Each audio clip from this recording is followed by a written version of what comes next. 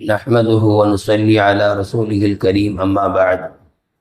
قال الله سبحانه وتعالى في كلامه القديم: أعوذ بالله من الشيطان الرجيم. بسم الله الرحمن الرحيم.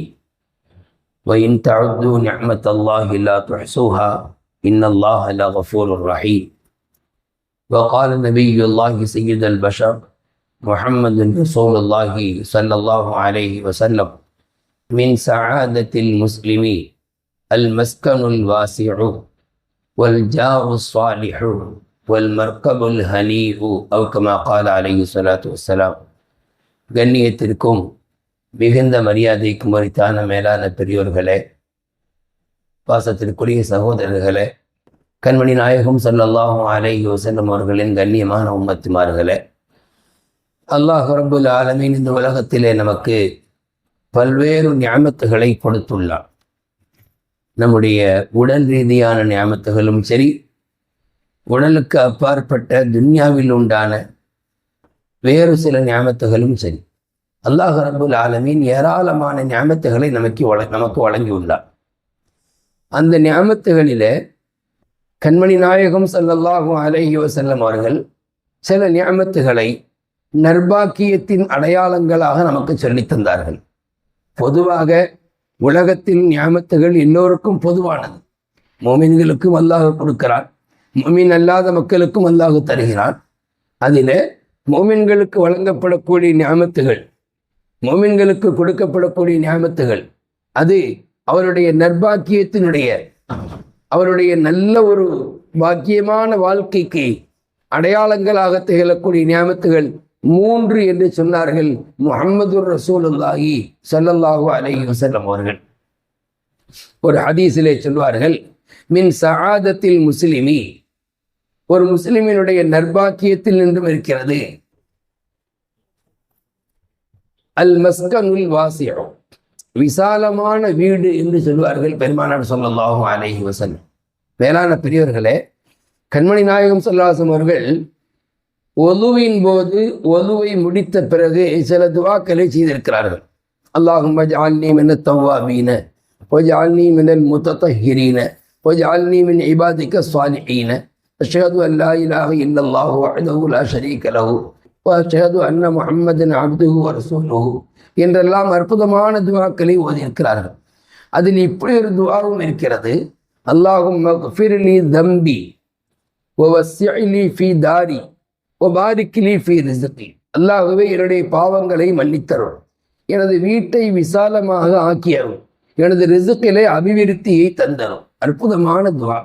பெருமானார் ஸல்லல்லாஹு அலைஹி வஸல்லம் துவாக்கள் ஒவ்வொன்றுமே கருத்தாளமான துவாக்கள் தான். குறிப்பாக ஒதுவை முடித்த பிறகு அந்த ஒதுவோடு கேட்கிற ஒரு துவா என்ன அப்படின்னா, விசாலமான வீட்டை தந்தரும். இப்போ அதைத்தான் மற்றொரு ஹதீஸில் நபி ஸல்லல்லாஹு அலைஹி வஸல்லம் அவர்கள் நர்பாக்கியத்தின் அடையாளம் என்று சொல்லி தந்தார்கள். இந்த உலகத்தில் நாம வாழ்வதற்காக வந்திருக்கிறோம்.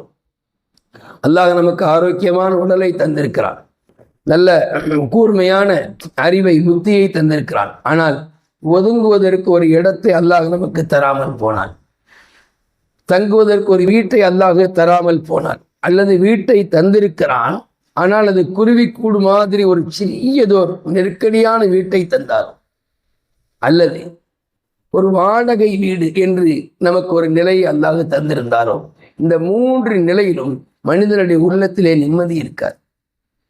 வாடகை வீட்டில் இருந்தாலும் வாடகை கொடுத்து கொண்டே காலமெல்லாம் அவர் கழித்து கொண்டிருக்கிறார். அவருடைய எய்மில் என்ன இருக்கணும்? சொந்த வீடு எனக்கு அல்லாஹ் தர வேண்டும். அப்போ அல்லாஹ்விடத்தில் அப்படி ஒரு துஆவை நம்ம செய்யணும். வஸ்ஸிலி ஃபீ தாரி, எனக்கு விசாலமான வீட்டை தந்தரும். முன்னால் வாழ்ந்த பெருமக்கள் எல்லாம், மிக பெரும் உஸ்தாதுமார்கள் எல்லாம், அவருடைய மாணவர்கள் அவரிடத்தில் போய் ஏதேனும் எனக்கு சொந்த வீடு இருக்கு, நீங்கள் துவா செய்யுங்க அப்படின்னு சொன்னால் அவங்க இந்த துஆவை ஓதும்படி சொன்னாங்களாம். அல்லாஹும்ம ஃபிர்லி தம்பி வ வஸ்ஸிலி ஃபீ தாரி வ பாரிக்லி ஃபீ ரிஸ்கி. அந்த துஆவிலே மறுமை சார்ந்த ஒரு பாயிண்ட்டும் உண்டு. அல்லாஹ் என்னுடைய பாவங்களை மன்னித்தரும். துன்யாவை சார்ந்த ஒரு அற்புதமான 2 பாயிண்ட். ஒன்று, விசாலமான வீட்டை தந்தரும். வீடு என்பது அது முதலில் நமக்கு சொந்தமானதாக இருக்க வேண்டும். 2வது, அது ஒரு விசாலமான வீடாக இருக்க வேண்டும். நான் இங்கே ஆடம்பரத்தை சொல்ல வரவில்லை. நம்முடைய வீட்டிலே தேவையில்லாத வஸ்துக்களை கொண்டு ஆடம்பரம் செய்கிறோம், அது குறித்து நாம் பேசலை. வீட்டினுடைய தாழ்வாரங்கள் முன்பகுதியில் சற்று விசாலமாக இருக்கும்போது விருந்தாளிகள் வருகிற போது அவர்கள் தங்குவதற்கும் மற்ற நமக்கே நாம் ஒரு தொழுகை போன்றவைகளை ஒரு ஜமாத்தாக நடத்த கொள்ள இதற்கான ஒரு வாய்ப்புகள் அதில் அமைகிறது. அதைத்தான் நபி ஸல்லல்லாஹு அலைஹி வஸல்லம் அவர்கள் விசாலமான வீட்டை தந்தருள் என்று துஆ செய்தார்கள். உலகத்தில் காசு பணங்களை அல்லாஹ் நமக்கு தருவான், பதவி பட்டங்களை அல்லாஹ் நமக்கு தருவான்.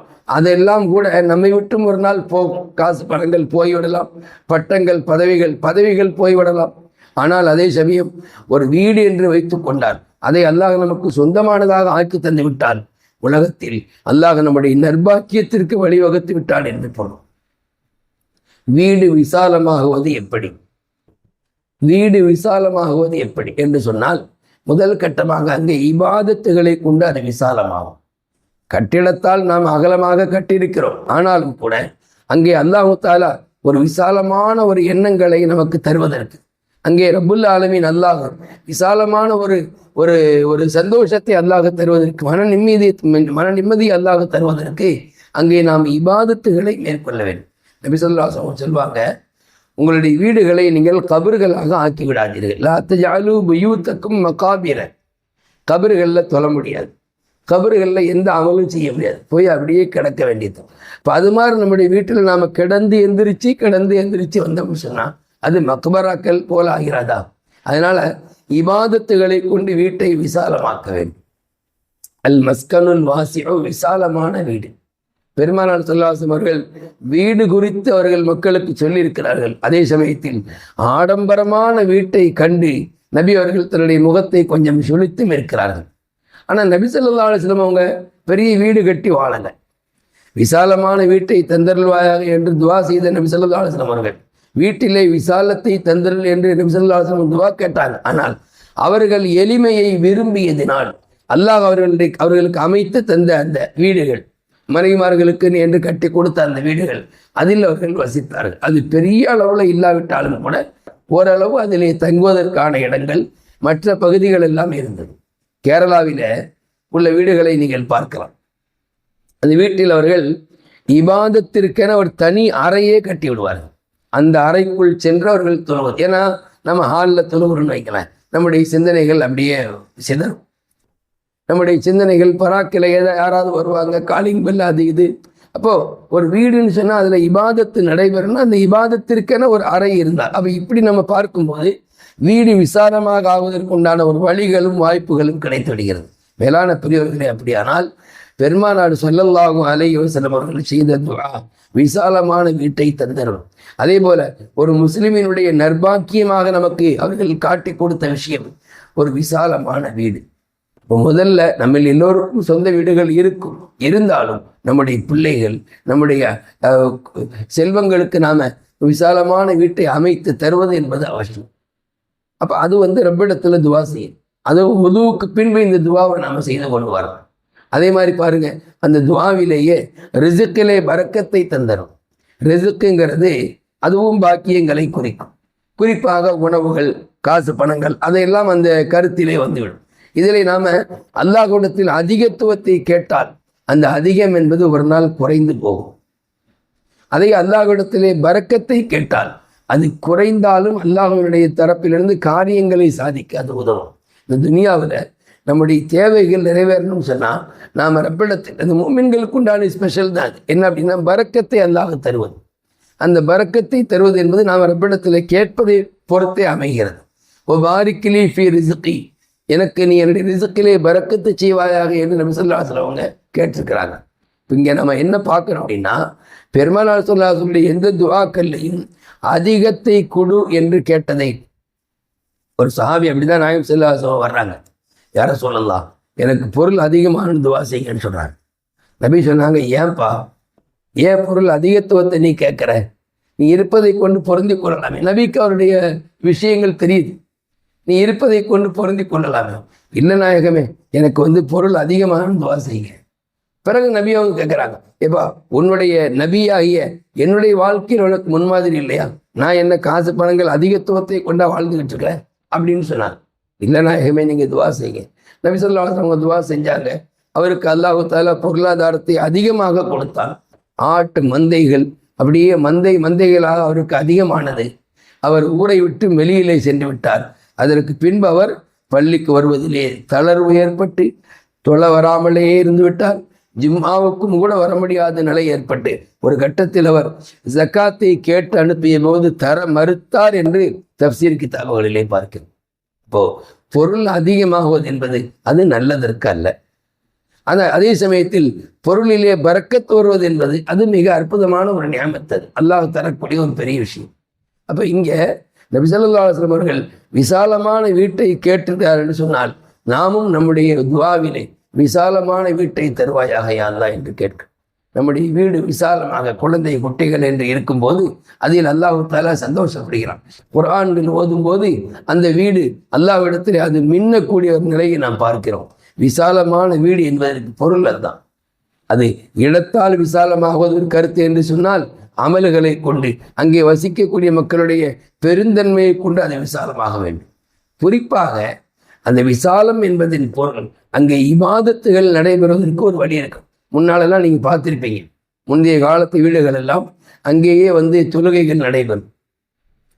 பெண்கள் ஒரு ஆணை வைத்து தொழுகை நடத்துவார்கள். தராவீக தொழுகையிலிருந்து தொடங்கி ஒவ்வொன்றும் நடைபெறும். விசாலமான வீடுகளை அல்லாஹ் தந்திருந்தார். அந்த காலத்தில் இபாதத்தை கவனத்தில் கொண்டு பெரும் வீடுகளை கட்டினார்கள். இன்னைக்கு காலங்கள் போக போக போக அண்ணன் தம்பிகளுக்கு மத்தியில் ஏற்பட்ட அந்த மனக்கசப்புகள் ஒரு வீட்டை 2ஆக 3ஆக போடும்போது நம்ம ஊரில் அந்த பிரச்சனை இல்லை அல்ஹம்துலில்லாஹ். மற்ற ஊர்களில் நம்ம பார்க்கிறோம்.